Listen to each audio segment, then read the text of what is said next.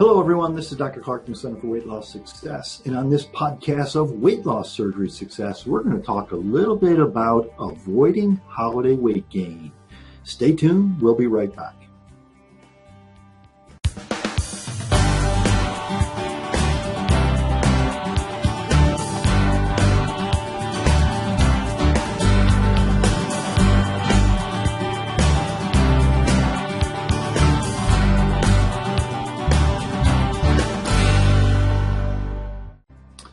Welcome back, everyone. And again, this is Dr. Clark. And today on the podcast, we're going to talk a little bit about avoiding weight gain during the holidays. Obviously, the holidays are right here around the corner, and everyone thinks about this. Well, so everyone kind of thinks about it. We fear it, holiday weight gain. And is it inevitable, or what can we do to avoid this? That's what we're going to talk about. Now, how do we actually make these best choices? Sometimes it feels like, hey, I've got this angel on one shoulder, the devil on the other shoulder, and they're trying to guide me, and hopefully I'm following along with the angel side for most of the time. So let's take a little statistical look at this. So often it's thought that people get routinely 5 to even up to 10 pounds during the holidays. Now, overall, this really isn't true. Now, on average, if you look at all Americans out there, on average, the average American gains about 1.2, somewhere just over a pound during the entire year. Now, that's if you take all Americans. Now, as we get older, we probably may gain a little bit more on average, but there's about 10% of the population that actually gains a good 5 to 10 pounds every year. So, for most people, they don't actually gain that much weight each year. But another important statistic to remember is that about 80% of this weight gain during the entire year occurs during the last 6 weeks of the year, basically that holiday season. So the time between Thanksgiving and New Year's, that's when we gain 80% of people, or 80% of this weight is gained during that time. So, why is that? Well, some of that, chill events, there seems to be goodies everywhere. And so there are some real factors that tend to lead to overeating, especially during the holidays. Certainly, there are plenty of food-focused celebrations. We get invited to all kinds of Christmas parties, holiday parties, and typically they are going to be all food-focused because the holidays tends to bring out lots of different goodies, lots of different holiday-type food. From obviously Thanksgiving, there are special foods there, and it kind of extends all the way through the Christmas season into New Year's. I don't know if we can probably start talking about the bowl season at the end of the year and New Year's too, because it probably actually doesn't stop at New Year.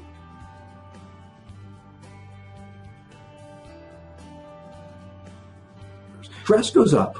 During the holidays, stress goes up, we become resistant to weight loss. It makes it easy to gain weight.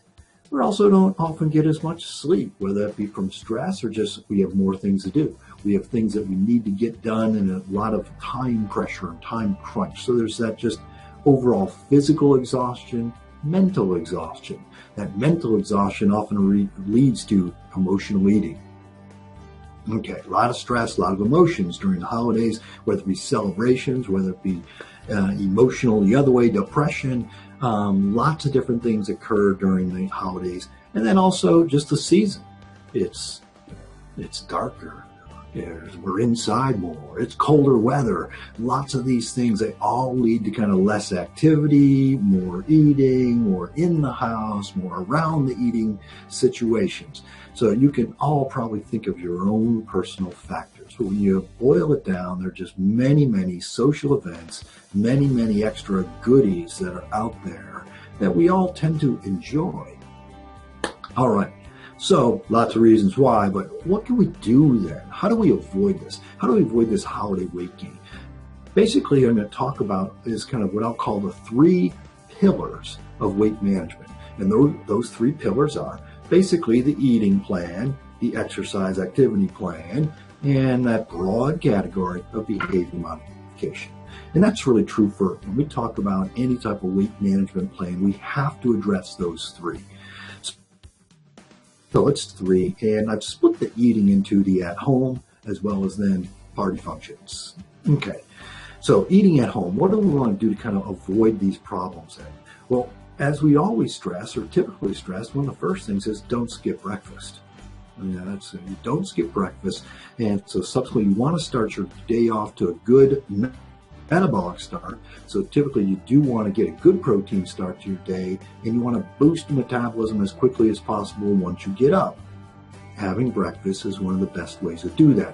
When we go to sleep at night, we're recovering, our metabolism slows. We want to bump that up as quickly as possible once we get up. And so don't skip breakfast. You also want to kind of recruit family and friends to help you. Okay, let them know that, hey, this holiday season, hopefully all holiday seasons, that I'm really going to be working on this. So try to help me out here. Don't bring everything that I need. Don't try to keep tempting me, and just help me kind of stay on track, because I know this is a difficult time for everybody. So recruiting family and friends can be helpful there. Now, we can't do that completely, because obviously, things are going to show up in the house. You're going to go out. There are going to be people coming in, and there's lots of socializing, and food goes along with it. So potentially, if you need to keep these things in the house, give yourself a little off-limits area. And off-limits area is like, okay, I don't go into this spot. And that's where, okay, I'm going to keep these things that I shouldn't be eating. I'm going to put them there. And it really is kind of a mental thing, is that they're usually, well, unless you can lock the door and have somebody else, have a key to a certain room that you keep them in. And that's an option, I guess. But for most of us, that's probably not a good option. But just kind of have that mental, I don't go into this area and I'm not going to look at these areas. Sometimes it may be somewhat out of the way.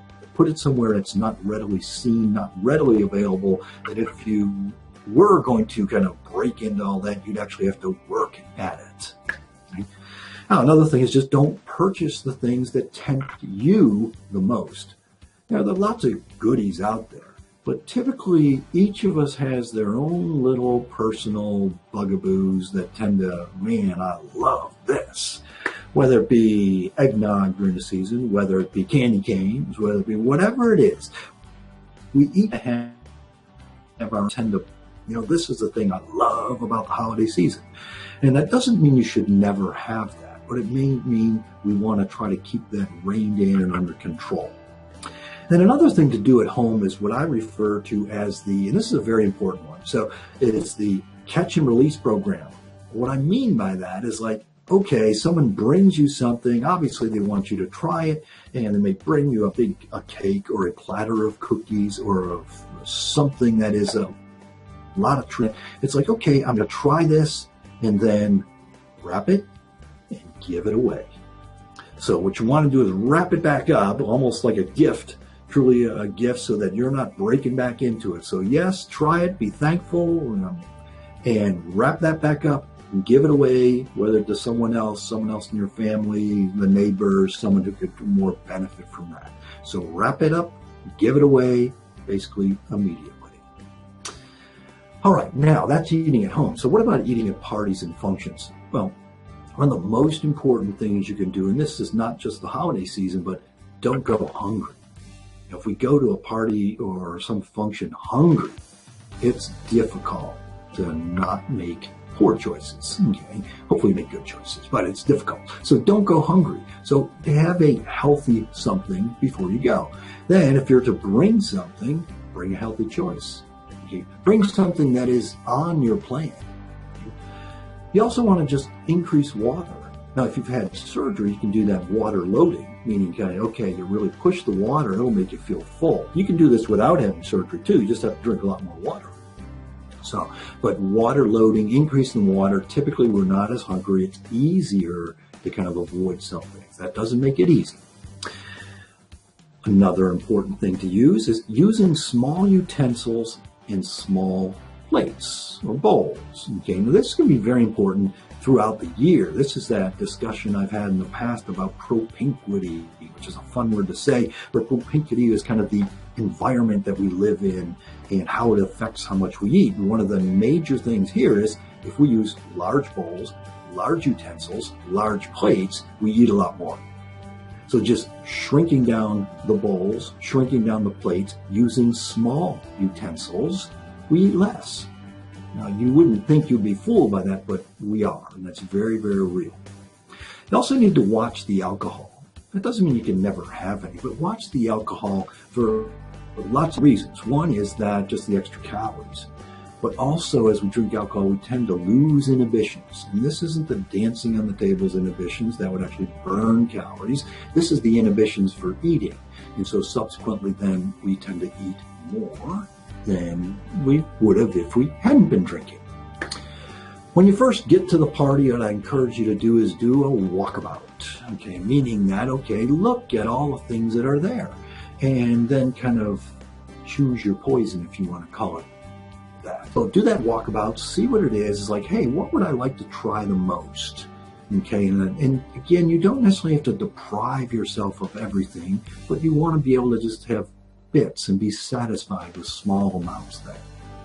And then kind of once you've kind of done that walkabout, again, choose your poison carefully, or choose what you want to use carefully, what to eat carefully, then don't stand in the food room. Because a lot of socializing obviously occurs often in the food room, but actually get out of the food room and get somewhere where the food isn't right at hand, where you're looking at it, everyone else is looking at it, so get out of the food room. Keep your hands full. That's another great one, and actually one of my favorite ones is if you're having a beverage of whatever kind, hopefully a low-calorie, low-alcohol beverage. Water is one of the best things with a little bit of lemon in there. But if you're having a beverage, hold it in your dominant hand. If you hold a beverage in your dominant hand, you're less likely to eat. And it's because most of us don't eat very easily, okay, using our non-dominant hand. Most of us eat with our dominant hand. So if you hold your beverage in your dominant hand, then typically you're not as likely to eat something. And it's these little things that actually can add up and make a tremendous amount of difference in the long run. Just keep these things in mind. That'll help you. All right, so that kind of looks at that first pillar, eating. Second pillar then was exercise. Okay, exercise, people often think they'll exercise themselves to weight loss, but it's a rare person that exercises themselves to weight loss. But exercise is in avoiding weight gain. So exercise, it's a great way to avoid weight gain. So what you want to do, especially during the holidays, is truly schedule your workouts. It's the last thing you want to skip, is if you know you're going to overindulge a little bit, then schedule your workouts. And not only schedule your workouts, but actually increase intensity of the workouts. One of the biggest misconceptions about exercise anyway is that you have to exercise longer, and that's actually not true. Once you get used to exercise, what you need to do is exercise more intensely. And if you exercise more intensely, you can shorten your workouts. You can get a wonderful workout in just 30 minutes. You just need to bump that intensity up significantly. So increasing intensity, schedule your workouts, and then, don't forget weight training. Resistance training, weight training is one of the best exercise to preserve lean body mass, keeps your metabolism higher. It also, if you're using kind of muscles and weight training, it's a little easier to do to exhaustion if you use a little heavier weights. And then subsequently, you're going to burn off those glycogen stores in the muscle, and subsequently then it'll accept a little bit more carbohydrate. So don't ignore the weight training part of it. And then another good thing is actually schedule some personal training sessions. If you schedule some personal training sessions, it's almost an early Christmas gift to yourself. So if you schedule that, get it in there, go see the personal trainer. The personal trainers will often push you a little bit harder, and they're going to give you new things to do. If you do new things and challenge your body, you're more apt to avoid that weight gain. You're going to keep your metabolism higher there. And then finally, just when we do overindulge a little bit, go out for that brisk walk immediately.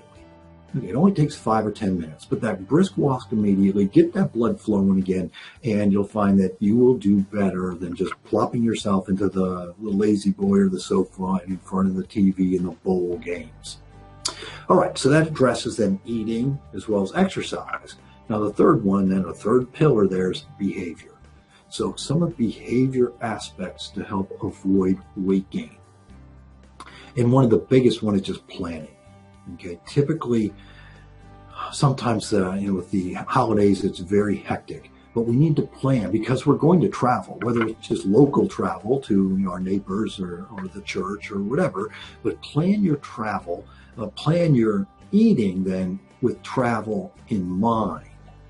And so we need to kind of think about how is this actually going to occur. If we're truly traveling out of the area, then it's like, and then you have less control. Then, all right, I need to bring healthy snacks. I need to plan about, okay, what can I do when I don't have the healthy things for me? So planning is huge.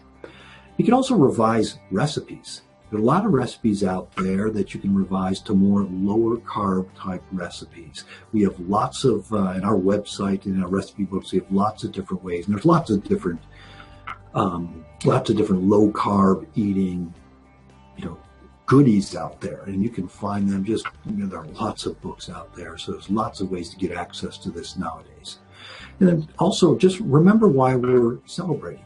Okay, focus on the actual socialization of this, friends and family, kind of why are we doing, what's the reason for the season for you? So kind of remember why you're celebrating. So focus on the socializing aspect of this whole thing. Again, keep healthy snacks close at hand. So that usually means pre-preparing. So pre-preparing these, keep them in the refrigerator, you can pull them out, and then again, keep those unhealthy things out of sight. So if you keep them somewhere that's either off limits to you, or at least out of sight so that you're not seeing them, it can only be helpful for you. Handling stress, whether it be that deep breathing exercises, warm bath, meditation, quick walk, just kind of have those plans in place of how are you going to handle the stress of the holidays, and then get plenty of rest. When we don't rest, we don't recover, and again, that also then makes you gain weight. And then finally, kind of that behavior, when you overindulge, I'll say if you overindulge, probably when was a more accurate term, but if you overindulge, make sure that you get right back on track immediately. Don't wait till, I'll wait till January and then I'll start back again. That is a recipe, no pun intended, for disaster. Okay, so kind of if you overindulge, then okay, get right back on track, get right back to it. Literally every day you do it is only going to be one more day better for you. So in January, you don't want that new year to come around and you're looking down at the scale going, what happened there? And you want to get, okay, maybe it's not during weight holidays, it's really working on weight maintenance. It's like, okay, maybe I'm not working so hard on weight loss, but be happy with weight maintenance. And in January, let's hit it again. So in summary, kind of holiday weight gain really is not inevitable. We need to plan, very important planning, socialize, remember the reason, watch the alcohol, and really then bump up your exercise too. And if you fall off track, dust yourself off, get right back on it, and it really is that important. I want to you and keep this thought in mind. Again, I've said this over and over again, that weight loss, weight management is not a project. There's no end point here. It's a process. It's a process that we work on continuously and forever. And yes, it really is that important. All right, well, thank you everyone for listening to my ramblings here about holiday weight gain. Hopefully they get some helpful information there. If you have more questions, I would encourage you to go to our corporate website, which is cfwls.com. Or also you can get more access to me and important questions, important topics by going to our Losing Weight USA site, which is www.losingweightUSA.com. I'd like to thank you all again for listening. We'll be talking to you in the near future. Remember, it's your life. Make it a healthy one and have a good holidays. Take care.